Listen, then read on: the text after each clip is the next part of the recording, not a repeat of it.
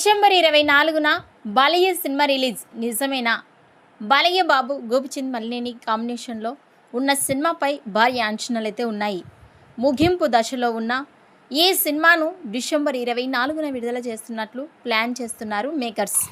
ఈ క్రమంలోనే మిగిలిన షూట్ని శరవేగంగా ముందుకు తీసుకెళ్లేందుకు రెడీ అవుతున్నారు.